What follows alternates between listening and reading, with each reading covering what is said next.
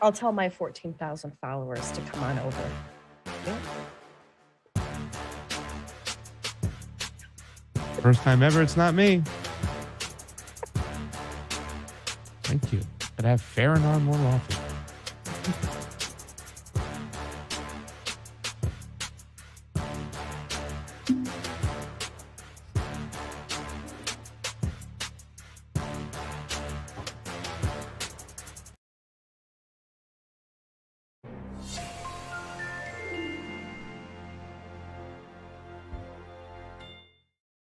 Hey, welcome back to the Combo Couch, everyone. Happy Friday. It's Pasta Jardulin. As you can see on both sides, I got two great co-hosts today. I got Shanda Masta from Beauty and the Boomer. How you doing, Shanda? I'm great.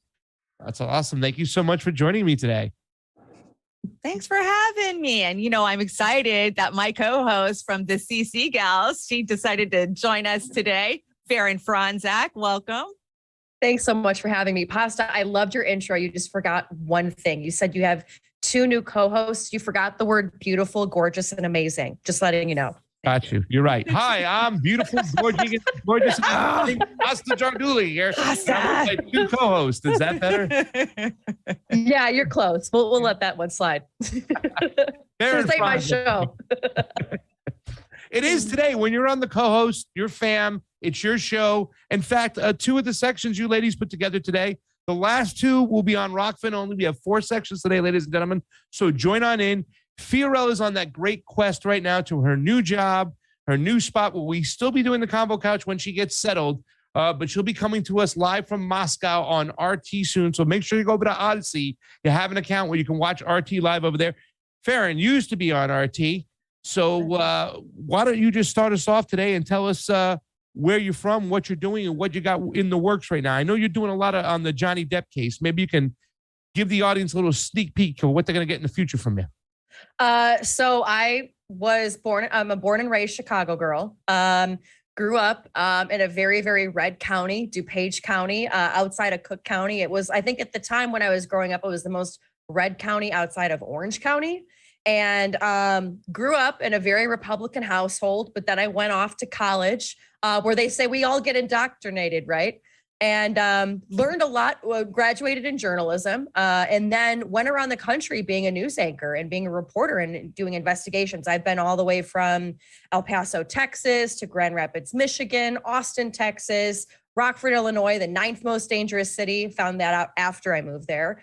But I've pretty much covered it all, done it all, and I've had a really, really great, I've been very fortunate to have a great career in local news, but then I switched gears and I wanted to cover more of the national and international foreign policy aspect. So I got a job at RT America, started as a young reporter, and then worked my way up as the primetime anchor, taking over for Rick Sanchez after he left.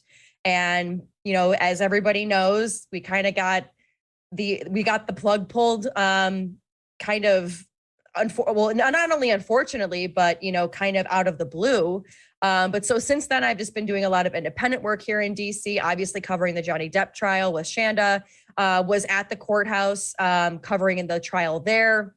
Lots of crazy stuff going on with that. And now looking at covering more trials in the future and possibly more investigations outside of Washington, DC, where I live right now. So that's a little bit about me. That's awesome. I don't think that you have to be, plugged in with anybody nowadays to do what you actually love. Yeah, it's always going to be a little struggle financially because you ain't got the big money behind you. But there's enough people out there to really support true journalism, especially from people who do it because they want to do it, because there's a reason why they do it. And I think that's awesome that you ladies are diving in. You have your show on Monday night. And we are more than blessed to have you on today for such an important show because it is about journalism. I'm going to kick this over to Shanda. Before I do, just breaking news, the UK Home Secretary, Priti Patel, she approved the extradition of WikiLeaks publisher Julian Assange this morning. So he'll be off to the U.S. I think there's one last chance of an appeal, but it's going to be a very long shot. Shanda, why don't you just start us on off? That gives me it's like being punched in the gut when I hear it. When I heard it this morning, we've all, especially, those in our circle, we've been on the ground at many Assange actions. We've had letter writing campaigns to write to, anybody who's listening. We've just been so supportive of him. But I think deep down in the pits of our stomach, we all knew the empire is who we were fighting and that this would be ultimately the outcome because, we see, the UK supporting, doing what the US says, right? So I'm sick. I'm heartbroken. I'm sad for Stella. This is not the end of it. Not far from it. And we know that because we've been doing this for a long, long time. It wasn't a surprise, I don't think. I think a lot of people expected this. It just still hurts, you know what I'm saying? Yeah. Because once again, at the end of the day, it really isn't about Julian Assange. It's about all of us. They're just using Julian to get to us. Now they can shut down and silence anybody. Now any country can say, I don't like what that guy's doing over there, and pull them and get a hold of them. And use the Espionage Act against anybody, anywhere in the world is the whole point of this. And that's so scary. So scary.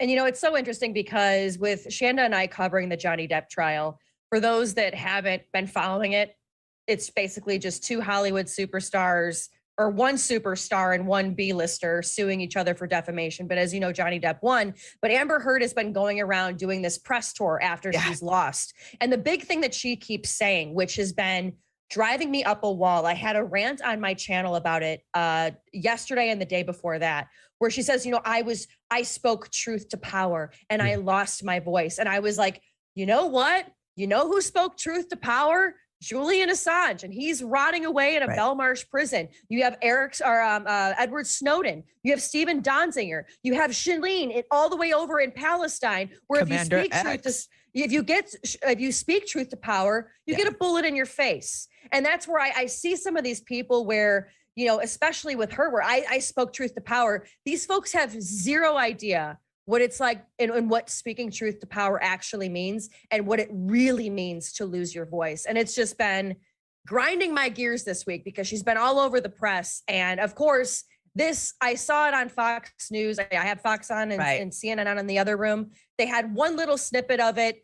These people should be having a full blown, what is this going to do to journalism? Because they're journalists themselves, but nothing. A little blurb. That's the thing. They're not really journalists. They're not journalists. Stenographers for the ruling class. And let us not forget about Mumia Abu Jamal too, as well. When we're listing all these political prisoners, I think that's where the next coalition is coming from. There's a lot of Mumia people out there. I met them at the border. I was down in Mexico, standing in solidarity, covering the standing of solidarity of Cuba and Venezuela, and they were mentioning Mumia Abu Jamal, and I got them to incorporate Julian Assange, because we are all Assange, and we should form coalitions to actually eventually get in the streets, because at the end of the day, until we're all standing up going, I am Spartacus, and willing to stand up and say, no, I'm willing to put my life on the line for the truth and for a democracy and for freedom and stuff, nothing's going to change. It's going to be the same. So. And God bless Abby Martin when she was there in LA, when she asked directly to Secretary of State Antony Blinken's face when he was all about press freedom, and she stopped him dead in his tracks. And he's like, oh, well, they're doing an independent investigation into Shanine. And it's like, no, the Israel is doing it because they were the one that shot her, and it's just when you see these people in positions of power and they try to gaslight you, especially to your face, it's like, how stupid do you think that we actually are? And we're seeing that more and more today. And it's a sad state of affairs. It really is. I agree, Farron. They don't even care. They so blatantly in your face. We don't care, what you think about it. We're just going to do what we want. So I've brought a couple of different things let me get to the slide deck. Working on a new system today, so bear with me as I move around. Okay. Everybody, make sure you're liking, sharing, and subscribing, doing all the things to help us on out. Remember the first two sections here on YouTube, and the last two sections, Rockfin only. Go ahead, Shanda. Sorry about that. Okay, so this is Injustice for Julian Assange is U.S. defilement of the truth. So I brought the definition of defile, so that way we could be very clear. So to make unclean or impure, such as to corrupt the purity of perfection, to make physically unclean, especially with something unpleasant or contaminating, to violate the sanctity of, desecrate, or solely or dishonor. So yeah, all of those I think are perfect descriptions of what's going on here. Yeah, especially with the court case, right? This morning, Gordon Demick said to call this a kangaroo court is an insult to kangaroos. This is just completely bonkers over here. The law only applies to certain people. It doesn't apply to others. And the way they can just twist things the way they want. We understand that there's a ruling class where the laws don't apply to them. Seeing what's going on from Julian Assange. Yeah, and he has 14 days for his lawyers to appeal. Do you think they're honestly going to overturn it? Really? Yeah, we know exactly where it's headed. Yeah. I agree. Political Prisoner of the Year, Time Magazine. Yeah. Wow. Wow. Let's see what else do we got here. We got a quote from Fee. We got a tweet. Bussy, can you see this? Can you read this? Yeah, of course. It says UK Home Secretary Priti Patel doing the bidding of the U.S. State Department and an unexpected but a dark day in the history for journalists and truth. It is now a crime to expose abuse by the powerful ruling class. This isn't over, but a precedent against journalism has been sent. Sorry for the stuttering myself over there. Well, you can see it better than me. Yes. You But need some yes, of that Joey's absolutely. coffee. Mhm. Fee always nailing it. That's why we always say Fee says. Yep. And Who it's says so it? funny because over the weekend, it was new. It's not a new movie, but it came out on Netflix, and I was like, okay, fine. Even though I'm kind of against Netflix right now, but it's like, just give me something. And they have Vice on there now. And I was like, oh, I haven't seen this movie in a long time. The last time I think I saw it was back when Republicans were like, this is a terrible movie on Dick Cheney and all that he did that was amazing. And you watch it now and you see how the tides have completely turned, with Republicans and how they're so much against Dick Cheney and Liz Cheney with this whole January 6th stuff. But then you see him as Liz well. for president, though. They want Liz, the Dems want Liz for Right. Yeah, president. Liz 2024. Yeah. What's I'll going to sign off happen on is that she's going to run as a Democrat, right? Liz, Right. And Tulsi's going to run as a Republican. Yep. That's what's I going can to happen. totally see that. They're going to Yeah. swap. Maybe Mitt Romney might go over to the Democrats and whatnot. But that is the person they're pushing. And I thought about a year and a half, almost 2 years ago, seeing her on the Congress floor, that is Congresswoman Cheney, that she was definitely putting herself in a position to run for president. I never believed that it would be with the Democrats, but now I think it will be, because that's what the Democrats are. It's just one ruling class party. That's it. Yeah. Yeah. But you see though in the movie where, he's getting the call from GW and he's like, oh, well, I just got off the phone with Raytheon, because many people don't remember he was the CEO of Raytheon, and he got a $26 million severance to then go be the vice president. All of a sudden we're in, these never ending wars. And you see how you're just like, wow, look at where we've been and to where we are now, and what Julian Assange did and how he exposed all of this stuff. And you would think that all of these other journalists, I even remember my colleague, Rick Sanchez, when they were going in Afghanistan, he even was like, wait, why are we going there? Wait, why are we going to an Iraq? Why are we doing this? And there were many journalists that questioned, and you remember many of those journalists got the boot, a la like Ed Schultz, a number of other journalists, they got the boot when they started questioning about this war. And then finally, when Julian Assange shows the proof of, look at these war crimes, look at all this terrible stuff. No, he's facing 175 years, not Dick Cheney, not Donald Rumsfeld, not George W. Bush, not Obama, not all of them. And it's preposterous at where our country is today and how people, are left, they can't, their vote's not going to help. So it's like, what do you do? Yeah, and it's kind of crazy that they would allow somebody who was the chairman of Halliburton become the vice president, but they just did the same thing with Lloyd Austin. Or was it Halliburton? Sorry. It was Halliburton, but then they Thank renamed you. themselves Kellogg, Brown, and Root, right? Because there was always subsidiary. Why did I We know think what you Raytheon? meant. It was a war contract. Don't worry. We know what you meant too as well. It's crazy. But Lloyd Austin, didn't he have ties with Raytheon or one of the other ones? I can't That's remember. what I'm thinking of. Yes. Yeah. He was with Raytheon. But a $26 million severance. Like what? And that's what he got from Halliburton. Mm-hmm. Yeah. Don't go away. And then, Just and go they away. made over $3 billion in that, like in those first 4 years of the war, which is disgusting. Mm-hmm. Yeah. Okay. So this is an overview from Richie Medhurst and his opinion on Assange. I haven't actually seen this clip yet. Thank you, Oz.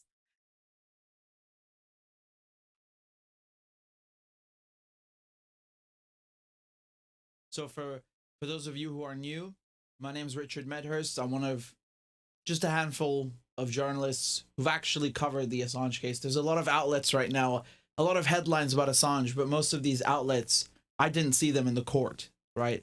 So if you want actual first-hand reporting about what's happening with Assange, this is one of the places that you're going to get that. Kevin Gostola, Stefania Morizzi, Consortium News. These are the places you're going to get first-hand direct reporting. So let me tell you what happened today.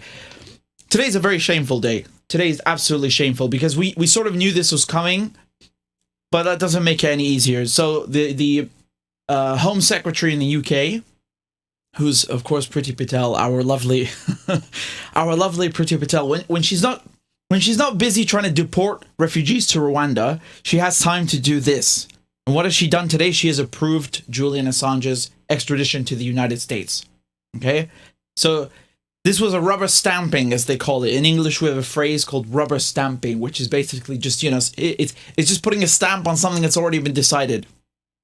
It's already been decided. So, you know, June 17th, today, we were going to get a decision by today maximum. And here it is. This is from the Home Office's website. And you can see here, they put out a fact sheet and a statement, right? And they said that the Secretary of State, when they say Secretary of State, they mean her. They mean Priti Patel. Okay? They mean Priti Patel. That she must sign an extradition order if there are no grounds to prohibit the order. Right? So in the United Kingdom, when someone is being extradited, it goes through the courts. And then the last person to actually sign it is the Home Secretary, right? We know this with Theresa May and Gary McKinnon. I'll get into that in a second. But basically, they're saying that on June 17th, following consideration by both the magistrates and High Court, the extradition of Mr. Julian Assange to the US was ordered. Mr. Assange retains the normal 14-day right to appeal. Okay? Quote, in this case, the UK courts have not found that it would be oppressive, unjust, or an abuse of process to extradite Mr. Assange, nor have they found that extradition would be incompatible. I'm sorry, I'm struggling to read this without laughing. This is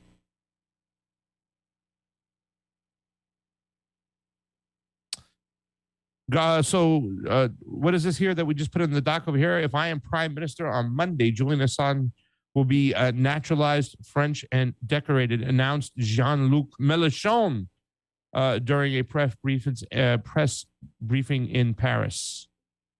Mm-hmm. Was that today? Was that today?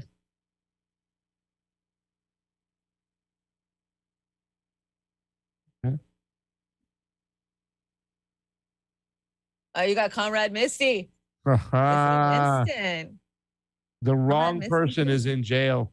Yes. The wrong, yeah. There he is instead of, and that is kind of crazy. I think Farron just mentioned the fact that all these other people are walking out there. George Bush, W. Bush is selling his cheesy art, right? You know, and what did he do to Iraq? You know, at the end of the day, he was at the helm when, you know, he invaded a country that had weapons of mass distraction.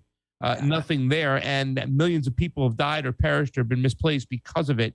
How many soldiers have come home and they have PTSD and they pull the trigger because they're just, you know, they can't live. Yeah, it's 22 every day. It's just ridiculous. But yet these people are out walking free while Assange is behind bars. And like we said, now with anybody can be charged with the whatchamacallit act, the Espionage Act. Act, and he'll be the first publisher reporter to be charged, and he's not even an American citizen. Yeah. Mm-hmm. Yeah. Espionage means that you're going against your own country. Yeah. Just like, but what you're seeing too, and you're seeing this with, however you feel about January 6th or not, you're even seeing people being charged with sedition that hasn't been charged to people since, you know, back during like the Civil War times. You're seeing these charges get so over the top. And not only is it to, you know, make an example out of these people, at the same time, it's sending a message to anybody else. And the problem is that when the government has this much of an overreach and you have these whistleblowers that are then bullied into fear, then when is that boiling over point where, you know, enough is enough? And how are we even as people going to be able to find out? For example, if Edward Snowden had been bullied into fear and you didn't have a Glenn Greenwald that was going to pick up the story and report on it, where would we be today? How many more people would be in prison because they were spied on illegally by their own government? And it's like, what are we going to miss with everybody being bullied into not being a whistleblower going forward? That's what scares me the most.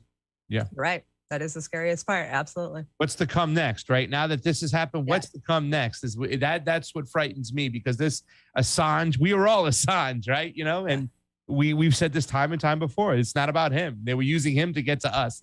Now it's on all of us. And the fact that when we started the segment, you know, Farron pointed out, and I believe you said so too, Shanda, that, you know, the fact that all these other people are being silent, they're not speaking, they're not screaming at the top of their lungs to protect, you know, journalism, to protect the free press. If we don't have a free press, we have nothing. We have nothing. Then the government and the rules can run around doing whatever they want, whenever they want. And that's the reason why they silence so many people, is because they don't want you to know what's going on. And we are supposed to know what's going on with our government. It's supposed to be transparent. And the power is supposed to be with we the people, which we decide what goes on. We know what's going on. Ladies, anything else for this section real quick before we get to the next section? Yeah, let's go to the next slide, Oz. Is there another slide? Assange needs you to tell AG Garland to drop the charges now, because now it comes to us, guys. It's I mean, it's been on us, but as it's getting more critical, I mean, we have to get louder and we have to get more on the ground, and we have to really start pushing the pressure. I mean, they seem to think that they can just keep kicking this can down the road and eventually everybody will be on board with it. No, we're not on board with it. Bullshit.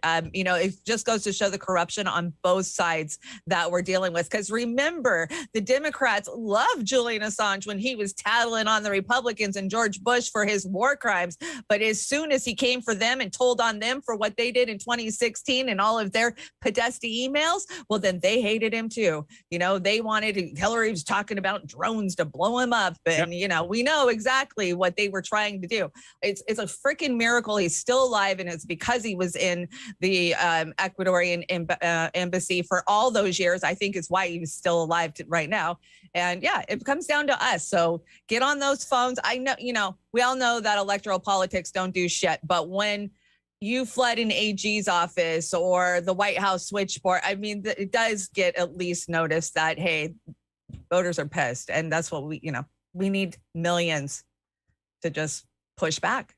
And, you know, that was the one thing I think with Trump that really disgusted me even more about him, was at the very end, Trump, you chicken after shit. all was said and done, he had the opportunity to pardon Julian Assange, Edward Snowden. There was all this political pressure and people saying, hey, before you leave, who did he pardon? He pardoned Steve Bannon, who went down to the border in El Paso, where I was a former news anchor at, where he stole people's money, telling them that it was going to go to build a wall, and he pocketed all the money. That's who he pardoned. And that, to me, I thought was the most disgusting thing, where it was just in your face of just, he got elected because of WikiLeaks. He got elected because of WikiLeaks. Remember, we love WikiLeaks. We love WikiLeaks. That's what he used to say at his freaking rallies before he got elected. But boy, that tune sure turned as soon as Barr was in his ear. Oh no, we can't support him. We can't like him.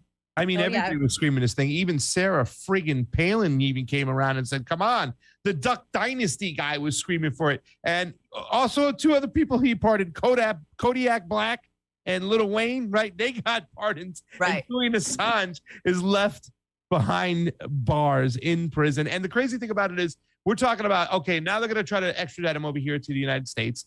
They're going to charge him with the Espionage Act. He still hasn't been charged with anything in England. He's been sitting in the prison for 3 freaking years over there in Belmarsh. He hasn't been charged with a goddamn thing. They have no right to even hold him. It's bonkers. It's a sad day, and people need to speak up, especially people with bigger platforms than us right over there. You know what I'm saying? Speak up, open your mouth. Now is the time before it's too late. And I think the other big thing too to come out of this is right now with what's happening with Julian, all the more we as people need to start questioning and holding our media accountable even more, whether that's turning off the cable and totally fudging their ratings, whether it's, here's the other thing too. I will tell you, just as much as there's corruption in the networks, it's also at the local level. I was telling Pasta before I came on here, he was like, what was your track? How did you end up at RT America? And I was like, I was in local news. I was a news anchor in Grand Rapids, Michigan. I had a great story about a girl who lost her leg because of a GM recall. right when I was getting ready to go do the story, my news director said, there's no way you'll never get it past sales.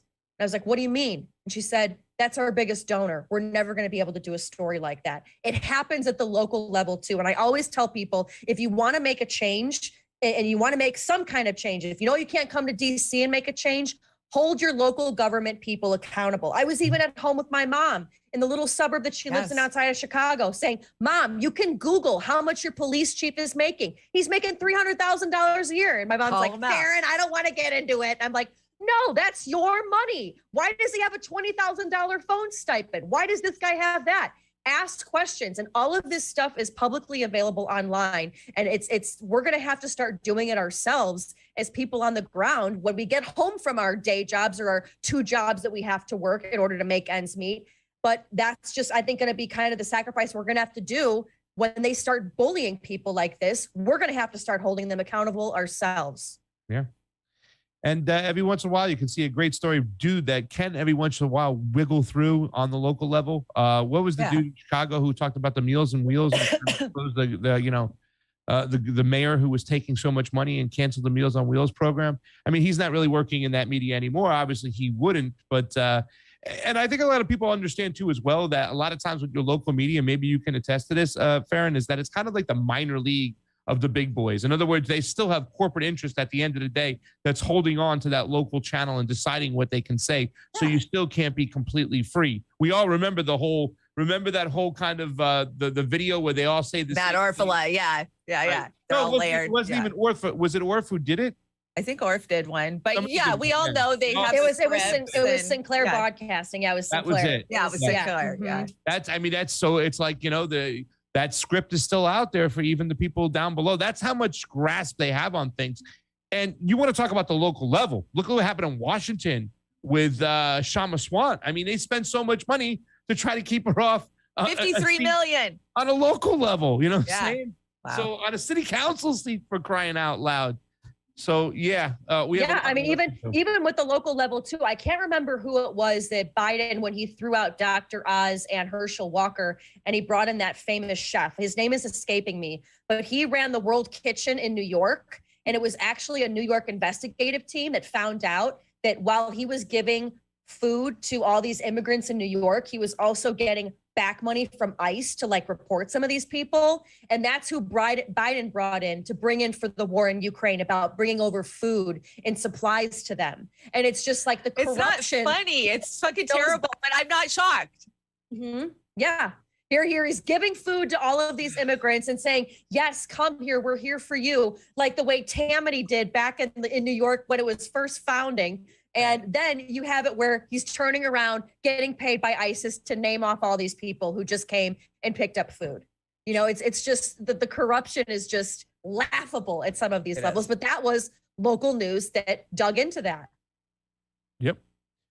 Anything else on this subject? Yeah, I just want to say, I'm seeing a lot of pushback in the chat. Because, we talk about how and we got to be careful because we're still on the YouTube. So we're going to have a very in-depth conversation about our elections on Rockfin after this next section. And so, join us on the Rockfin after the next section if you want to hear what we really think about our elections.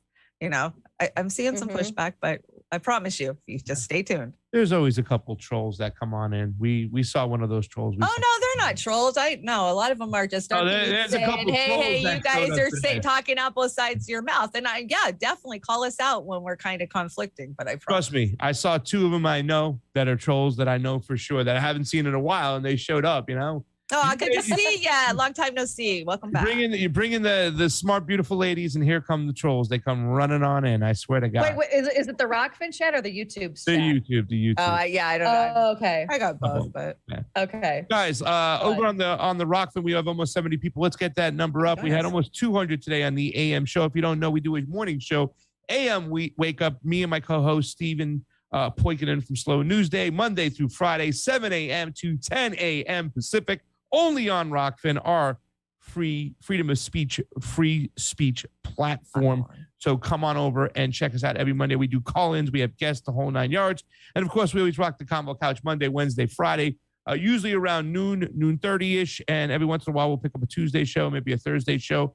and look for To Hell and Back to come back very shortly with me and Shanda.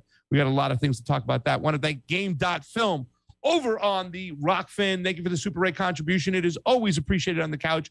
Free Assange. Love you, fam. We love you too. We got new fams in the house, old fams in the house, fams all over. You get a fam, he gets a fam, she gets a fam. Camtuari Kate says, would someone with a wrench go over to YouTube and drop? I did, Kate. It's in there. It's in there. Yep. Usually it is what do you call it? It's pinned. It's not pinned today. So yeah, it's not pinned today, but I'll drop it a couple more times. So, and guys, let's like, share, subscribe. Let's get it on out there. So our next section is a guy I still left the challenge for. I said I would challenge this guy in an MMA fight. Chunk Uger, when you're ready, let me know the time and the place. We'll get on in the ring and we'll throw on down. Bring it on. Fam, what do you got over here? Okay, so I got to tell you, when you called me yesterday and I said, okay, what's tomorrow's show going to be about? And you said, well, we could talk about the Chunk Uger going off thing. And I have been so busy this week. I mean, I've pumped out a bunch of shows and I've been working on tech. I haven't had time to have extra time to watch gossipy stuff. And I find this gossipy because who gives a shit what Jink's saying about other people that I don't really watch anyways. But I thought, okay, I'll go take a look at this. And yeah, I was pissed off after I watched it. And this guy, God, he is just the antithesis of sell out, freaking ass kissing, corporate fucking wannabe. He needs to shut his mouth. Basically, he's got something to say about everybody. And it's just enough. Nobody wants to hear from you. Yep. And a lot of it too, I feel like he just says it when he sees that. I mean, if you actually look at the trajectory of the Young Turks and you look at how many subscribers they're gaining, and actually Sabby Sabs did a great I brought the Sabby Sabs. We're gonna watch it. Okay, perfect. I brought Sabby's responses. She breaks it down, and I honestly feel like he does this just to get the views back again when he sees that they're dipping and they're on a downward trajectory. He's holding on to any form of relevancy right now, right? He's grasping for air right now, for straws.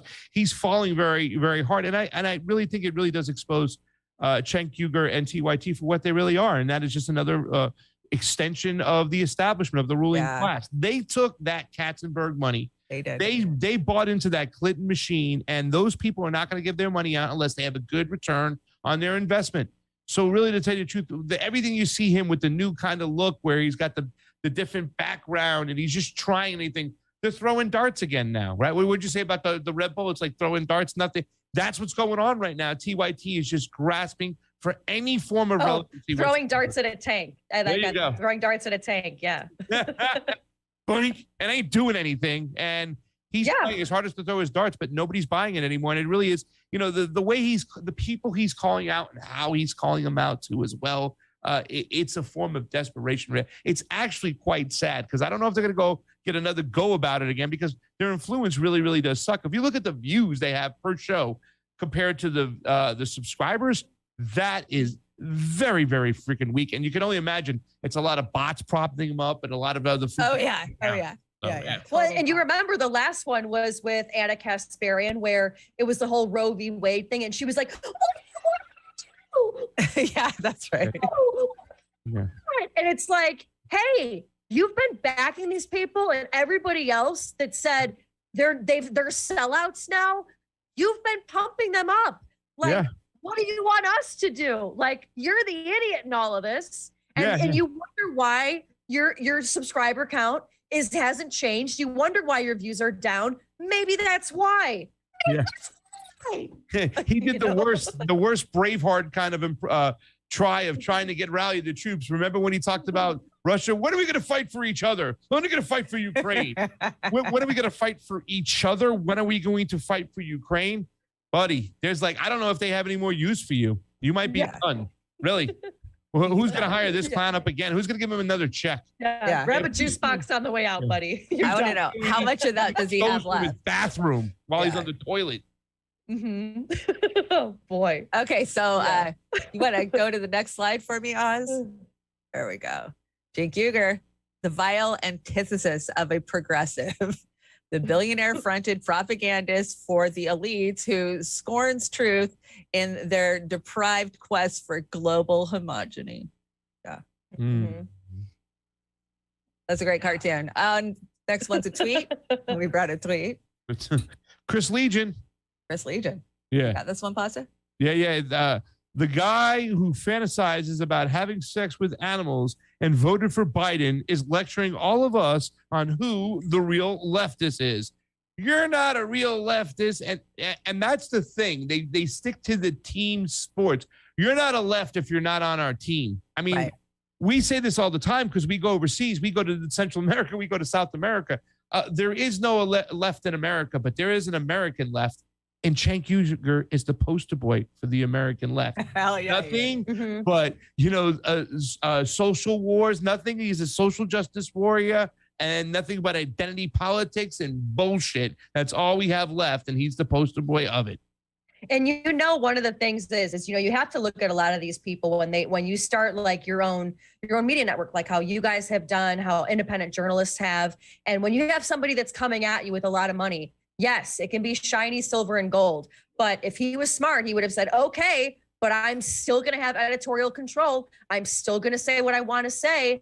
And they might have pulled back, but you know what? You kept your principles. And again, I understand where when money's on the table, it's a big choice, but you're seeing who has principles and who doesn't. And in this day and age, you're even seeing it with the politicians. You're seeing it across the board in every single kind of field. You're seeing it with CEOs. You're seeing it, with CEOs of, factories that have left and moved their stuff to Mexico or other countries, so they can, keep getting like fatter checks while, workers are out of jobs. You're seeing it all over where people just don't have their principles anymore. It's not about, if he's going to talk about helping, let's fight for each other. Okay, well then let's cut Ukraine out of it and let's fight for the workers who lost all their jobs. Absolutely. Or let's look at our people and fight for ourselves. Yeah, and yeah. that's where it's just the hypocrisy is just so thick. Oh yeah. Yeah. He's nothing but hypocrisy. And I brought a couple of different clips. I brought the Savvy Subs, but I want to hear it from Brianna Joy Gray. Can I say something though, real yeah. quick too, as well, because it's really important what Farron just talked about, everybody when you're faced with that choice of money, right? It's in the table and stuff like that. He changed his message after he got that money. Well, it's because he wanted to be a millionaire, right? Because Yeah. he wanted to make a lot of money. Let's be honest. Cenk was in a position, he was ahead of the curve when it came to independent, progressive YouTube media. He was there. He could have still been doing this had he been a truth teller and stayed true to form and whatnot. Yeah. There was still enough money for him to survive. He just wouldn't have had that nice of a house or that nice of a car or been able to rub elbows with all these little freaking Clinton types and stuff like that. He still could have made it. Yeah. He chose it because he was fucking greedy. And let's not forget that as we're sitting here today. He's in the position that the worst thing he could have done was take that money. Once he took that money, their money, he became their you-know-what, and now he's all but lost. Yep. Again, abandoning principles. Yep. Totally. Okay, so so this is all about him calling Brianna Joy Gray a fake leftist. So I brought a Rising. This is her Rising radar, or I think it's her radar, where she's clapping back at him. So I brought her intro. And then I was at somebody's wedding from the Rising, Shannon. I know. Imagine that. And can I tell you, you guys look sharp. That is a beautiful picture, the one that's posted of the four of you. They all look okay. I look sharp. You look sharp. Of course, the ladies look beautiful. If you haven't seen that picture, it's on Twitter. But so, yeah, here we go. This is pull it up. Brianna Joy Gray. Is appealing to so many viewers recently caused the co-founder of a popular left media site to accuse me of not being a leftist. Can you rewind it just a little bit, Oz? Just a little bit. Mainstream We gotta media hear is the beginning. disgusting in how they shut out progressives. In terms of the right wing, no. Brianna Joy Gray, unfortunately, is one of the people that are in the fake left, and so this has become a whole niche part of the industry. So Jimmy Dore, Glenn Greenwald, Brianna Joy Gray, and a couple of others in there. Oh, wow. Okay, so she goes, that's the beginning of her rant. And I'll bring the rest of it, but I want to break down kind of what other people are saying about this. So I'm going to bring the rest of what he has to say through Savvy. If you're not watching Savvy Sabs, there's people that I have been with for a long time. Combo Couch is one of them. You guys don't ever stray off the path of where I think the truth is residing, right? And I believe that for Sab. I just don't ever see Sabby selling us out like say even Brianna Joy Gray, because I don't really agree with a lot of what Brianna Joy Gray has to say. Her strategies going inside the party. Oh, we can change it from these people. Well, I don't agree with that at all. So I don't really watch I definitely don't watch a lot of Rising. But it doesn't mean I think that she is a fake leftist. I think that she calls it out at the level that she's at. There's different. I don't see her in the same class. I'm not saying the same class, but she's not. Here's what I think it is. Yeah, explain it for me. I think what it is, and I'm even gonna throw Crystal Ball in there too. Yeah, definitely. Because they kind of annoy me because it's how do I say this gently?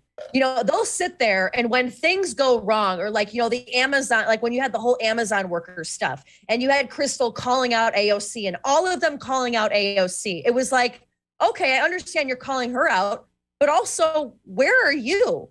Because Sabby looks like the kind of girl, she's working class. She'd be out there with them. I've seen on her channel where she goes out and she's holding these protests herself.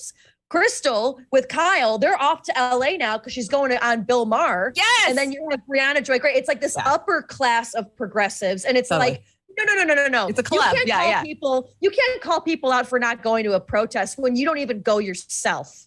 So that's my spiel. You're right. That's it too. I've had issues with, of course, we all have had issues with George. Brianna Joy Gray. I mean, obviously, she did the whole thing with, Marianne Williamson and Crystal Ball and that whole for Democrats to kind of change the party from the inside. And first of all, the idea is just horrible too. But then all the people that they picked, I went through all those candidates.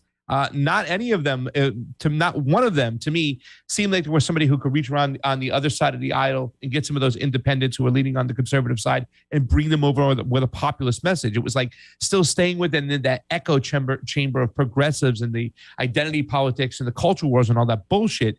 And also then to the guests that she has on. And it really, in a nutshell, it's so indicative of where the progressive party is, right?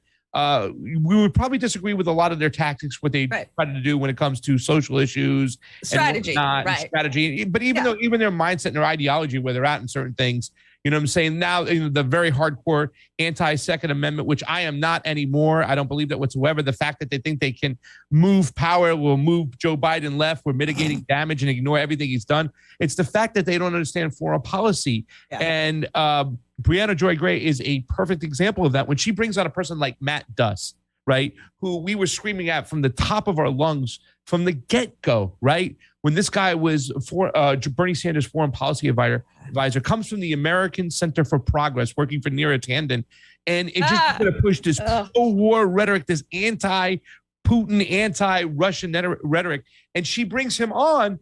And she doesn't really understand, just basic history, what happened in 2014, and allows a person like Matt Duss to go over there and kind of spread this narrative of what's going on, which is completely false. It's embarrassing and whatnot. And that's where progressives are. Their lack of foreign policy is terrible. Yeah. And then recently, her bringing on Ro Khanna to talk about, oh my gosh, that was a shit show. It was so crazy. What are you doing? So I don't even, as we're sitting here, and we're saying these things and we're giving valid criticism of Brianna Joy Gray, it's one thing.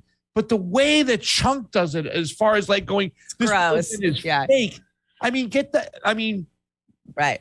Brianna Joy Gray might not be on par where she needs to be on par when it comes to foreign policy and maybe COVID protocols. Literally bringing on the I can't remember the gentleman she brought on too as well. And they were having like breaking information about lab leaks. And this is like new information. I'm like, homegirl, we've been suspended, demonetized for almost 2 years for talking about that. Exactly. And it's professional class. Thank you, Fred Edwards. That's the word I was looking for. I find them to be the professional class, right? Yep. Yeah. And the other thing too is I just want to say that just really quick too. If I'll pass it here, it's just that what all that is okay. She might not be misled. She needs to get with the program. But what Chunk is doing, Chunk is being paid to say a certain. Yeah. He's bought and paid for it. It's a big difference between her and him. I'm sorry, Farron. Go right ahead. No. I was going to piggyback right off of what you were saying because I totally agree where they're not agreeing on the strategy, and I am totally all for, hey, we're all in the same boat. Let's agree on the strategy and figure out how we're going to do it. But you have Chank, or as you say, Chunk, where they kept pushing and pushing and pushing Nina Turner. She goes to Ohio and she's meeting with their corporate donors rather than the people. They're not reporting on that, but everybody else was. Yeah. And it was one of these things where it's like, before she even got into office, she was already bought and sold. Compromise. And that's the problem and what did Chank do? Absolutely nothing. But, she's got a show now with us. And it's like, get the F out of here. But you're going to school me and telling me that we all need to stand together when literally you're bought and sold and everybody you're bringing in is bought and sold. Give me a break. Again, it's the gaslighting that I'm so done with. It's like, don't pee on my back and tell me it's raining, as my Irish grandfather used to say. Don't do that. DC, I agree. Nina Turner ain't said shit about Julian Assange today. Thank you. Yeah. Nina Turner, they're we all lost gonna be her a quiet. long freaking time ago. We've lost a lot, at least through the way. And we're going to talk about that. You know who did say something? Roger Waters. We fucking love you. Yes. Love Roger. Always. I interviewed Love him at Roger. RT. Oh my God. Amazing. Amazing. Stop rubbing it in our face, Farron. Sorry. Whatever. First day on the show. Trying to bring some fame to the show, you know. You are. I Roger Waters.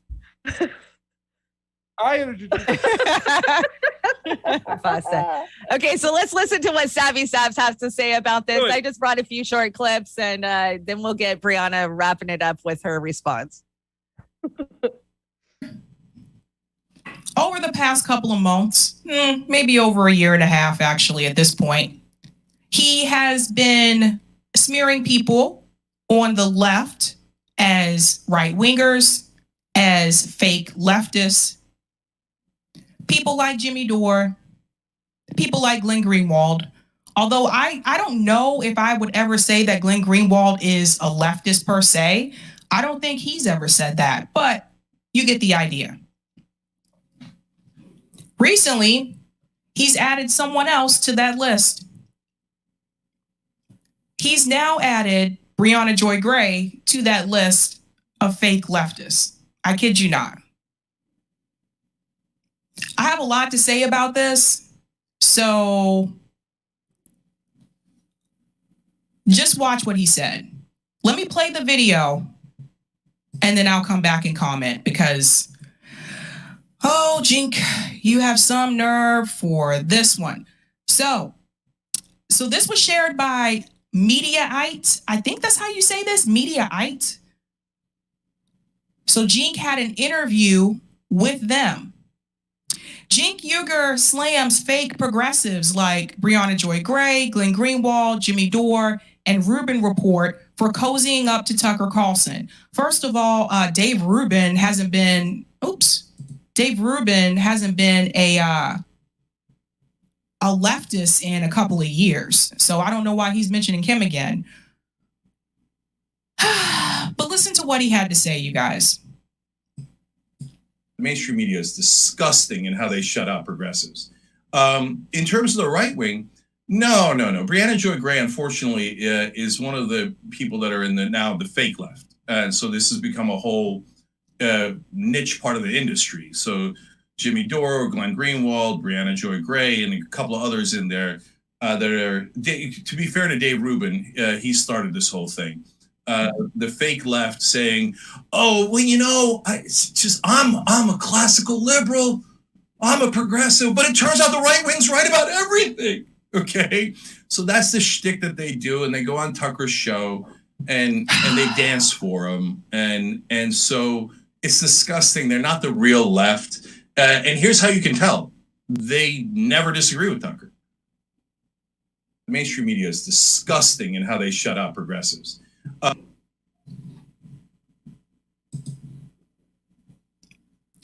Let's have a conversation. So Jink Uger is calling other people fake leftists. Union busting Jink Uger. The same Jink Uger who did not want TYT employees to start a union. He's calling other people fake leftists.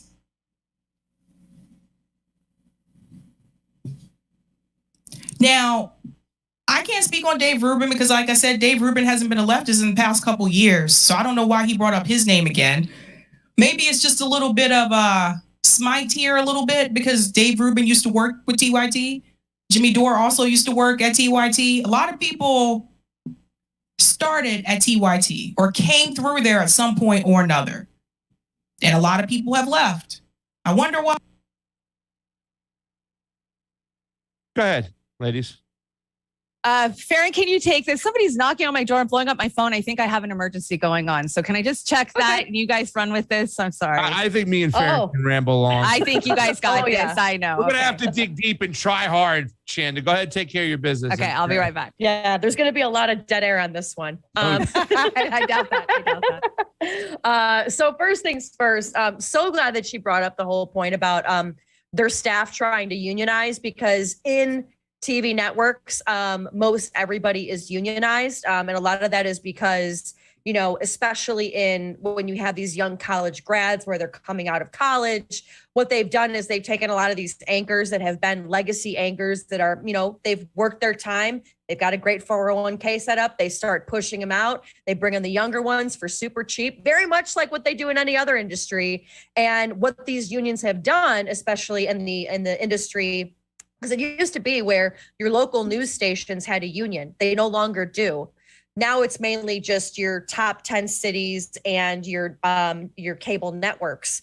So when his company tried to unionize to keep their jobs safe and secure, oh, no. And if you go look at the jobs that they're actually giving out, they want a correspondent here in DC, and they're giving them $60,000, which is basically just a step above minimum wage, like not even the minimum wage that we have here. So again, it's going to be working for all of this time and giving them zero money while Cenk goes home to his $1 million home every single night. So that's one of the hypocrisies there. And number two, again, do you need a mirror, Cenk? Here's the mirror for you to take a quick look at yourself, because it's literally the pot calling the kettle black. Okay. When you're sitting there saying that these people aren't leftist enough and stuff, well, then what in the hell are you? You are an amoeba of nothing. You are a bought out corporate shrill who refuses to even admit that, who refuses to let his employees know that. And all you do is just like again, if he was so like this wonderful guy, then you wouldn't have so much editorial control over your reporters and your staff like I know that you do, because I have friends that work there, and they say that it's even worse than working for the Chinese news network where there's all this editorial control. Yeah, he's even worse than the freaking Chinese news network. So rant over. I'm going to spin it off in a little bit of a different direction. I want to kind of mention something here. We're talking about this stuff. What is a leftist in America anyways, right? Yeah. Right now, I'm so confused. I don't even know what's going on. You know, obviously people have been saying, I get attacks from people all the time. Fiorello way more than me, that we get attacked as we're trying to push the red-brown alliance, right? The commies and the fascist alliance that we're right-wingers now. And you call me. You know, really, what is a leftist anyways in America? Is if a leftist is all about virtue signaling, is a leftist all put Roe v. Wade, my body, my choice, but hypocrisy. The hypocrisy on that video of them out in the street. Is that what a leftist does? Is a leftist talk about racism only at home, but doesn't talk about our foreign policy, which could be to me, one of the most racist things we could do is going around and bombing indigenous people and starving them out with sanctions in their own homeland. Is that what a leftist is to nowadays? I think we need to get away from this left-right paradigm, because first of all, I don't believe there's anything as a leftist in America anyways. A leftist used to be for freedom of speech, freedom of the press. They're not here on any of this situation. They are absent. They used to be about foreign policy, all these things about not going over in other countries. Now, you know, you see them piggybacking. Oh, we got to go after, I stand with Ukraine. We got to go after Putin because he hates gays and stuff. And they do whatever's told, you know what I'm saying? Whatever's fed to them. What about Saudi Arabia? It's like, what? Really? Ukraine doesn't have gay marriage. Like, are you kidding me? I know. That's the craziness. And, you know, Posse, you're absolutely right. What this comes down to is class struggle. Yeah. And you know what? They want to keep us tied up in the left-right paradigm, playing the game of pointing the finger back and forth when it's both are equally terrible. So that way we don't unite with our brothers and sisters and build that, you know, red-brown alliance that's coming for them, because they're terrified of that. Yeah. We know it, And so, yeah, the whole I'm a leftist, I'm a populist, I'm a liberal, I'm all the freaking things that we've all called ourselves from time to time, I'm sure at some point, But really, what does it come down to? I want to help my brothers and my sisters. That's it. I'm a humanist before I am anything else, And I'm, Mike Figueredo ruined the humanist term with this whole humanist report and then turning to a shit lib. But he's a perfect example of a shit lib leftist and what they're out there nowadays. Like he thinks he's the passionate one. He thinks he's the passionate one. Right? I was trying to do that song. He thinks she's the passionate. Right? He thinks he's the passionate one. I mean, Right. he thinks he's morally right, and that's the problem. The fact is, the cancel culture from these people is just ridiculous. So if Chenk's saying, "Oh, that these are fake leftists and stuff like that," I would have been like, you know what? If your definition of leftist is you and Sam Cedar rubbing elbows and taking money, I'm glad you said elbows. Yeah. and I don't want to be a leftist. Yeah. Rubbing elbows. And you look at the Azalu. crazy part. You look at the crazy part too, okay? Speaking of rubbing elbows, you have Gavin Newsom, the governor of California, okay? You have all of these problems. You had 2 officers that were just killed because of the George Gascon that's like doesn't have anything together and people are freaking out. And what does he tweet out?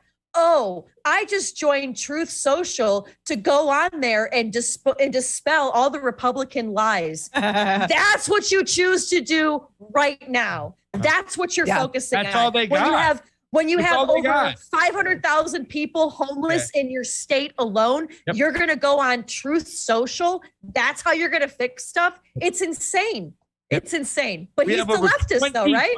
25% of the homeless people are in freaking goddamn California. It's ridiculous at this point right now. But that's all they got, Farron, because it's divide and conquer. Because you know why? Because they can never, ever sit there and fucking defend their own position. So all they can do is say the other guy, he's your problem. Your neighbor, he's your problem. For us, Republicans are the problem. Vote blue no matter who. And guess what? This election coming up will be the most election of all time. Most important, of all time. That's what they say every single fucking election. I was going to say everyone spinning. And the pendulum's going to go to the other side where the right's going to say, look how terrible they are. Look how bad they are. And let me tell you, it's designed that way because if a third party were to come in and throw a wrench in everything, then people would have to actually start having stuff fixed. But as I say, here in DC, you see it firsthand. The reason why nothing changes, the reason why everything gets worse is because when things start actually changing, when problems start getting solved, people on the other side stop making money. So those people, in order to keep making money, they need to keep the problems going, if not worse, to keep the campaigns going, to keep the lobbying going, fundraise, to keep all of it going. So that's why everything gets worse. Nothing gets solved because folks still have to make money. Because again, when it gets solved, no more money. Yeah. So did we talk about how he accused them of dancing for Tucker? No. Have we got that? Okay, so part of his whole freaking rant was these people like Jimmy Dore and Breonna Joy Gray, even though I don't know if she's ever been on Tucker. I don't know. But he's like, they go on Tucker and they dance and perform for Tucker and they just say what Tucker wants them to say. And they agree with everything that Tucker has to say. Yes, Tucker platforms a lot more of the far left of us for the last few years than anybody does. And why is that? Because the left is so hypocritical and they have to shut down everything that doesn't fit in their narrative that they don't allow any other conversations to be had, right? So it's just, I found that so freaking hilarious. And he's so jealous. He's so jealous of Tucker. It just rolls off of him as he's crying about everybody goes on Tucker.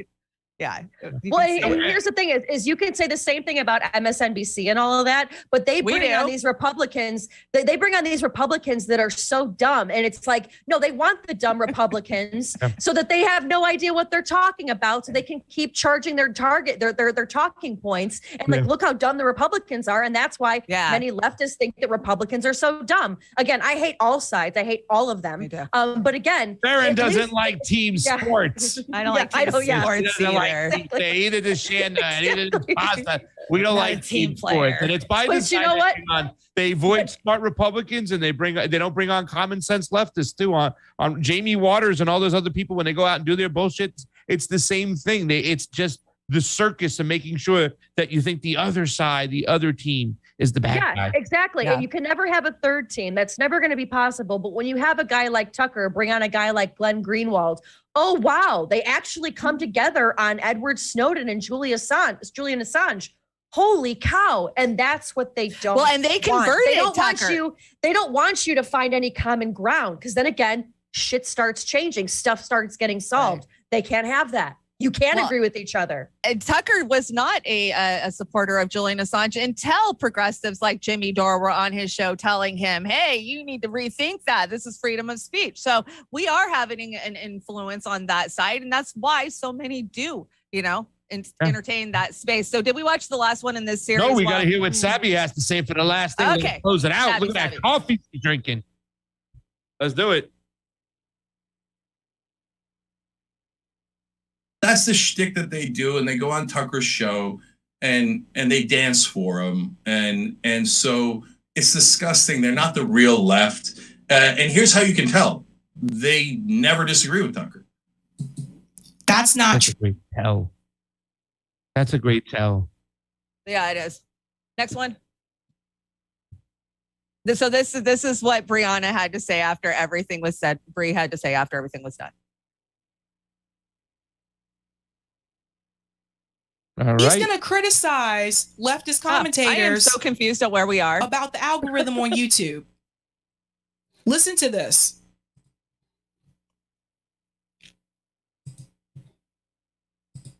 And in terms of why YouTube was the home in the beginning, is because they were the first, and they've always been the most popular.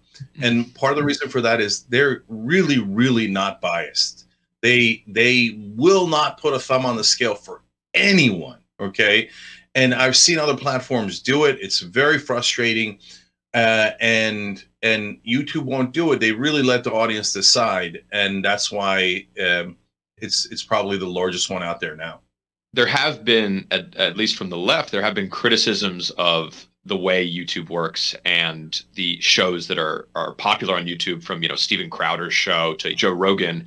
What do you make of criticisms of those platforms allow for independent media that perhaps doesn't have the guardrails that traditional media does? Yeah, so there's two different questions in there. One is about the algorithm, one is about the guardrails. On the algorithms, I'm a businessman. I run the TYT network. I'm the founder. I'm the CEO of it. So I understand the business dynamics behind the algorithm decisions that all the platforms make.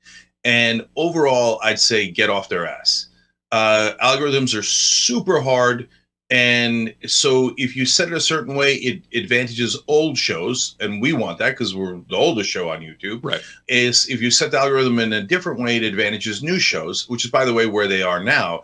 That's why, people think it's just a matter of popularity. And honestly, popularity has a huge part to play. The characters have a huge part to play, but the algorithm has an enormous part to play as well. So when they switched the algorithm, for example, on YouTube to favor new shows, that gave Crowder a huge advantage he was not aware of, right? And because he was a newer show, and that's okay. That's life, okay? And they got to make those business decisions. And to the people on the left that are complaining about those algorithms, it is what it is. You either win or you lose. So get in the game and figure out what the algorithm is and win it. If you don't. For people on the left who are complaining about those algorithms, it is what it is. Get in the game. You either win or lose. That came from Cenk Uygur. You're just going to sit on the sideline and cry. And that's not going to help anybody, okay? So I don't give a damn what the algorithm is. We'll beat Crowder. We'll beat all of them. And I'm not even a tiny bit worried about the Ben Shapiros and the right wings of the world. There's no question we're going to beat them all, and fairly easily by that.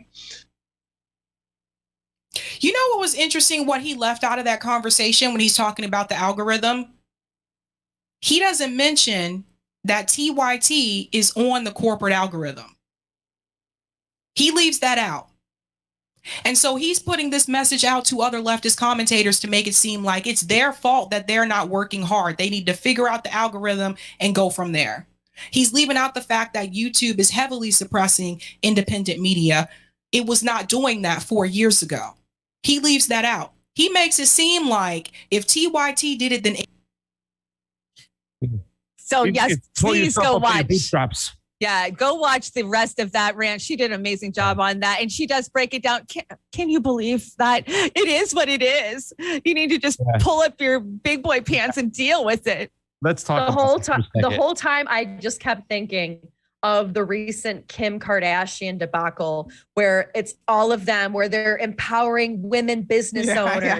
And what is Kim Kardashian's advice? If you want to make money, you need to get off your ass and work, bitch. And it was like, says the girl whose sex tape heard around the world, got the whole family started. Like, okay, like again, Kylie, who is the youngest self-made billionaire. Okay, all right. Yeah, got it. Just get up and work, bitch. Section 220 of the NDAA, okay, that simply states that these platforms are exempt from litigation, exempt from being held responsible. They have a form of qualified immunity. They can't be sued whatsoever as long as they agree to act as a platform and not a publisher, meaning they can't winners and losers. So what they do is they hide behind this algorithm thing. Oh my God, it's an algorithm. It's an algorithm that catches it. It's not a human being making decision. You trip the algorithm. And we don't have the systems in play to kind of work it on out. It has to work out in the whole system and everything like that. First off, let me just say this right now. Algorithms are written by a person. The algorithms are written by people, and there are people there that are minding these things and watching you that have the keys to the kingdom on the other side. We've been demonetized on this show right now, the gatekeepers. 18 months. 18 months, yeah. Now, can you imagine when it first happened? That was more than 50% of our salary. At one point, it was around 40% of our salary. Can you imagine if you have a business and 40% of their salary, they just go, what?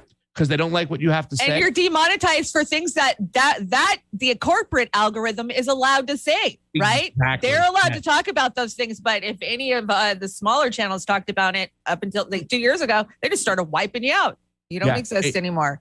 But that's capitalism, guys. It's capitalism. You just got to work harder. Oh yeah, it's capitalism. Yeah, capitalism. See, that's the thing. Really, it's elitism. It's a ruling class, whether it be capitalism, socialism, communism. This is a public utility that we are on. Shit. That's the way I see it. This is the new public square.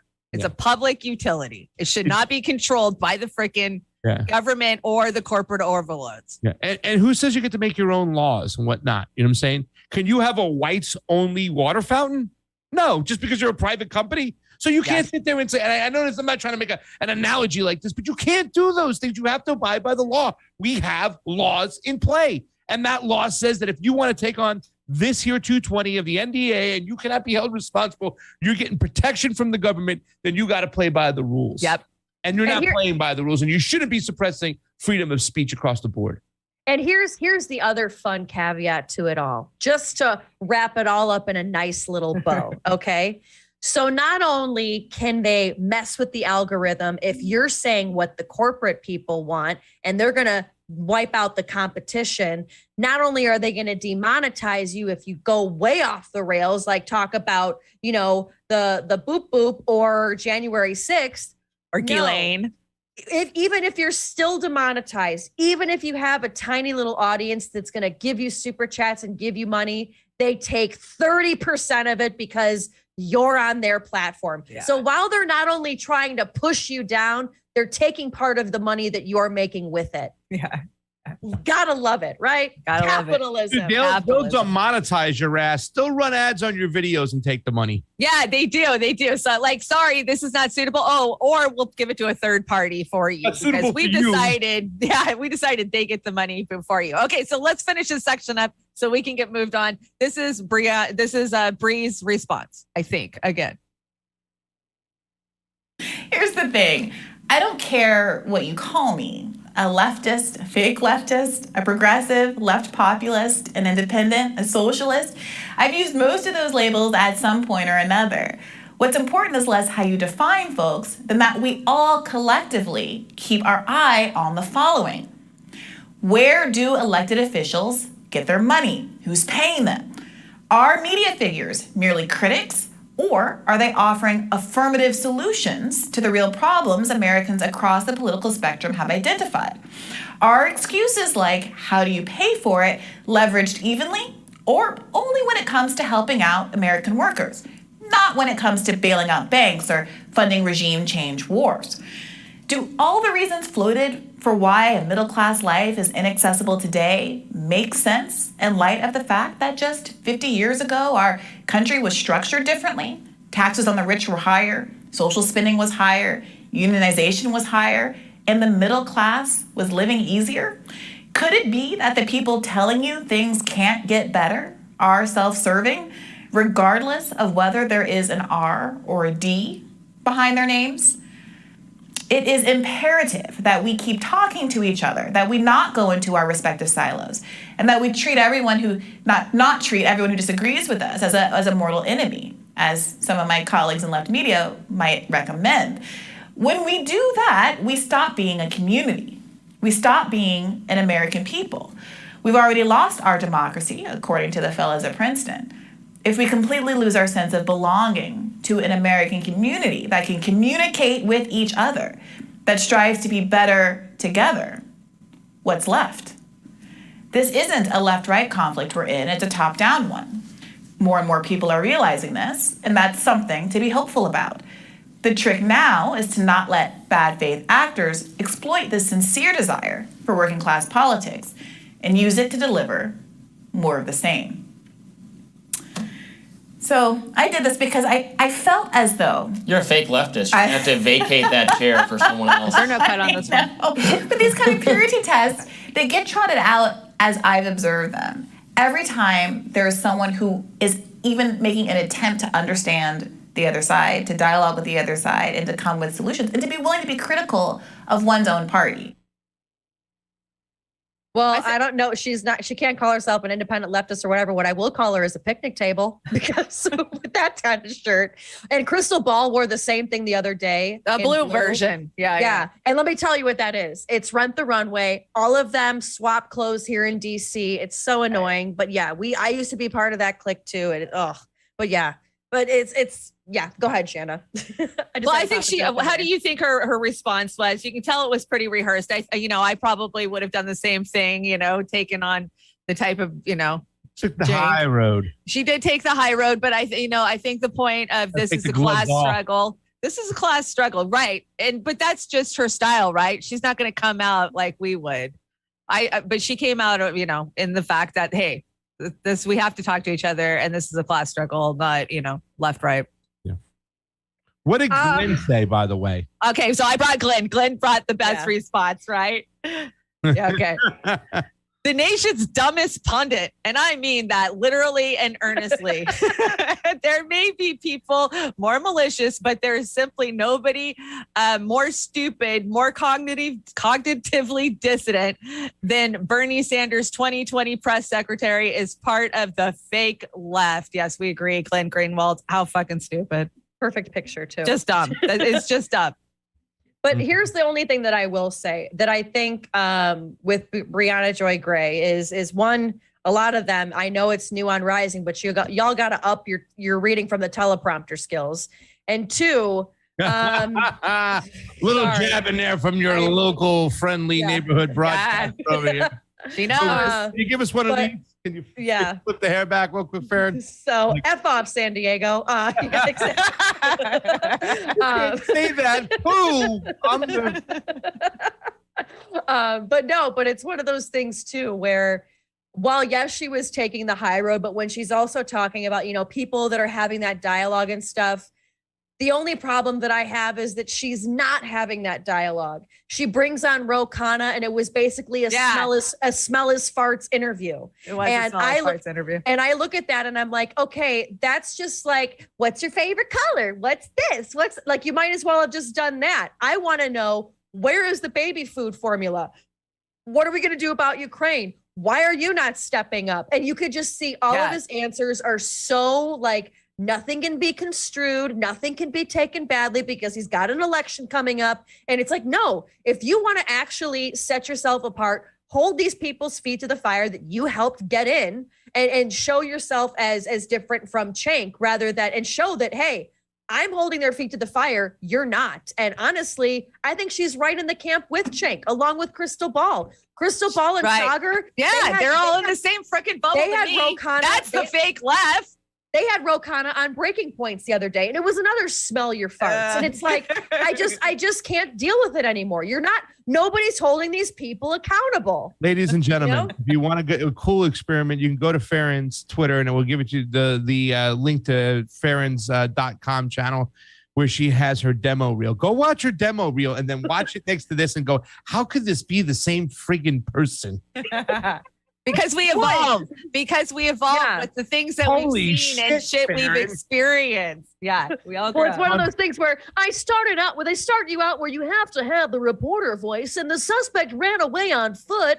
And then you start to evolve and you're like, that's fake news. I don't talk like that. It's I never talk amazing like that you're here with us. You've come over here with us, but people like AOC have now got chummy rubbing elbows with Bill Kristol, Shanda. Oh my gosh, I know, right? This is your real left right here, hanging out at the Met Gala and holding the feet of the rich to the fire, right? Because tax the rich during their favorite party of the year.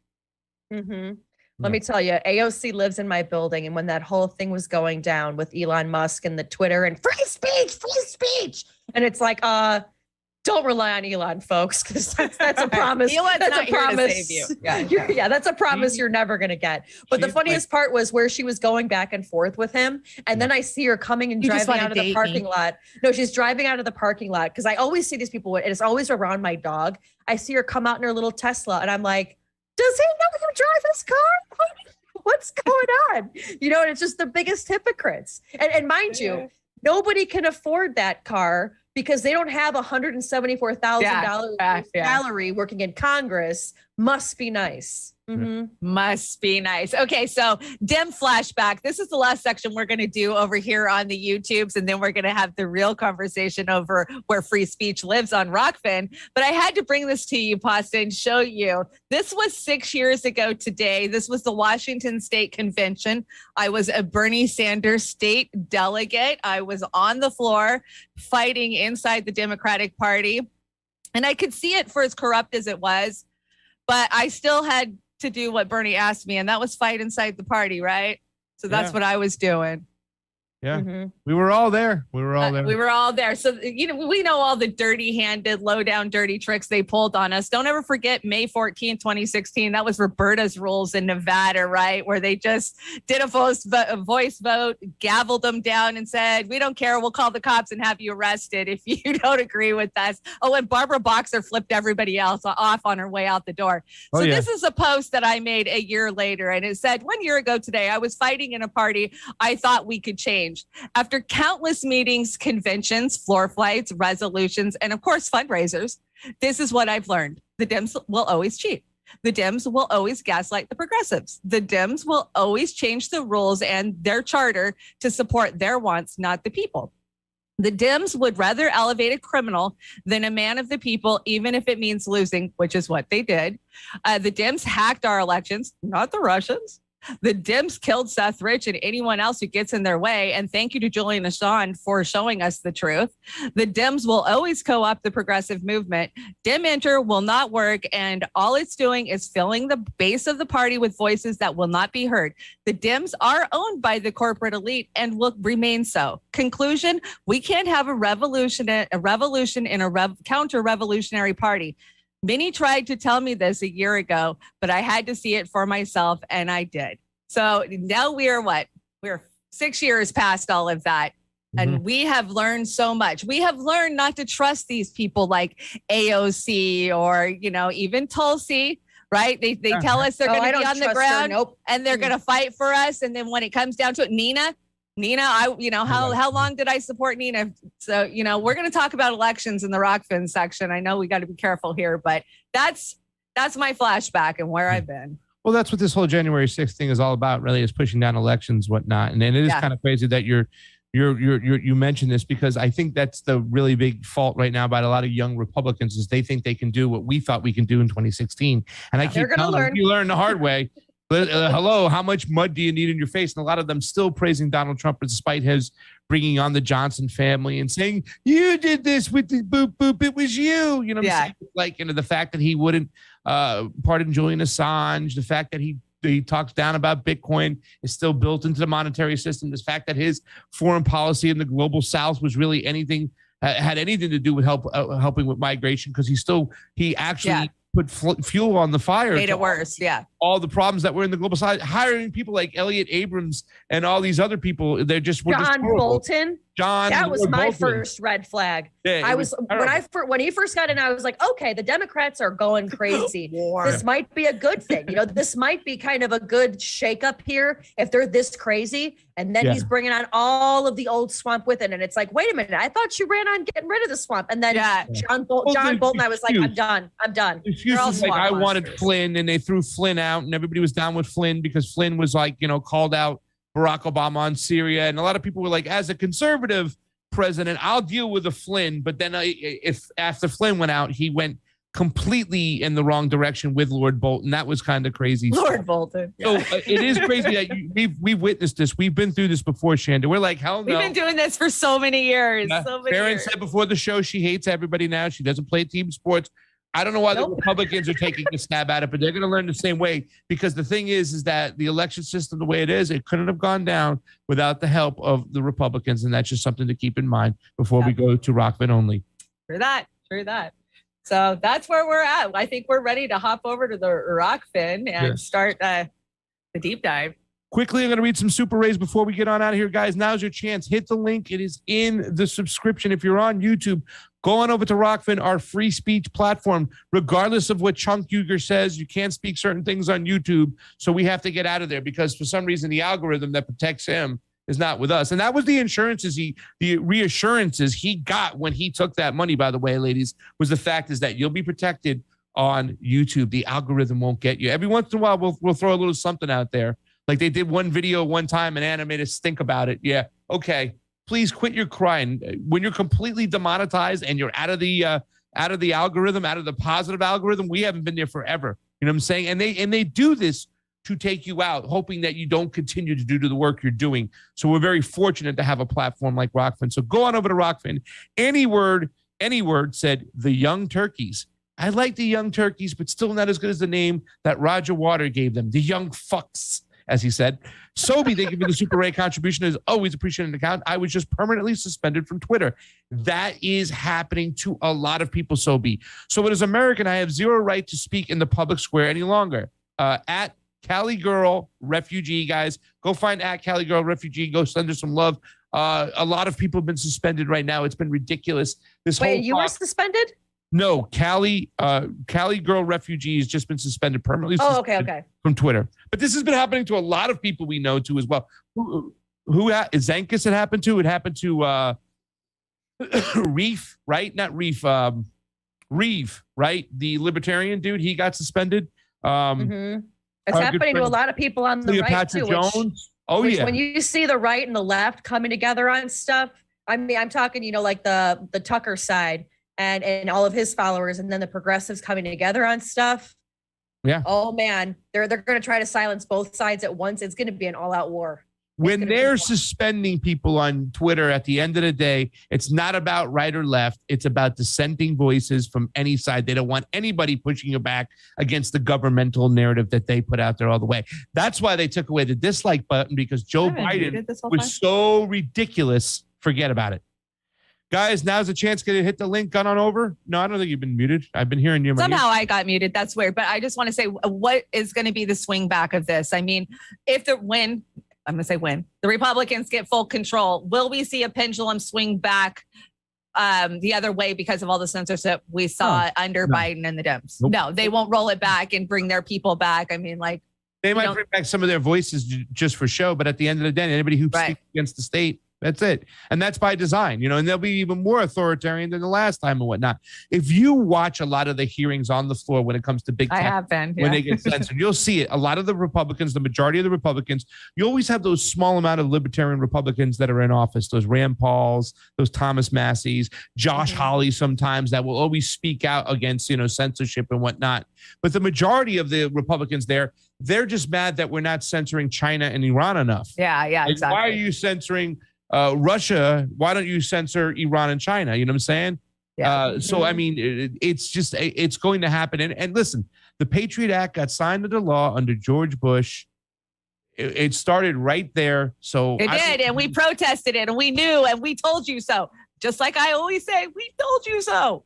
We did. And also, George Bush also signed under George Bush the HAVA Act, the Help America Vote Act, which made sure that electric counting voting machines were now in play because they didn't want to have a problem with the hanging chads like they had in Florida. Yeah. So they used an old person's community to change the whole framework and process of elections. If you want to hear about it, go on over to Rockford Now, ROKFIN/The Combo Couch. Hit the link, go over there. We're going to be leaving YouTube in 5, in 4, in 3, in 2, in 1. I'm with great co-hosts today, Farron Franzik and Shanda Masta. Odds on the 1s and 2s. Come on over to Rockfin. We'll see you there.